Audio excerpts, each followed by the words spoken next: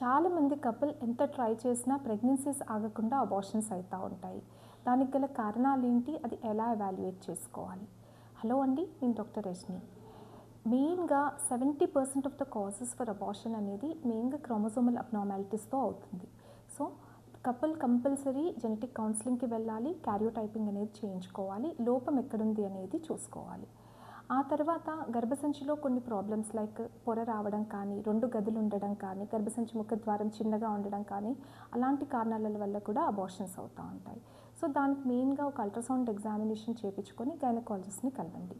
అదే కాకుండా మన బాడీలోనే మన బేబీకి అగెయిన్స్ట్గా కొన్ని యాంటీబాడీస్ ప్రొడ్యూస్ అవుతూ ఉంటాయి. దాన్ని ఆటోఇమ్యూన్ కండిషన్స్ అంటూ ఉంటాం. అలాంటివి ఏమైనా ఉన్నాయా క్రాస్ చెక్ చేసుకోవాలి. దానికి మనం కొన్ని బ్లడ్ టెస్ట్ లైక్ యాప్లాస్, ఎస్ఎల్ఈస్, థైరాయిడ్ లాంటి టెస్ట్లు కూడా చేసుకోవాల్సి వస్తుంది. అదే కాకుండా long term disorders like medical disorders, hypertension, blood pressure, thyroid, diabetes ఇలాంటి కండిషన్స్ని కూడా రూల్ అవుట్ చేసుకోవాలి.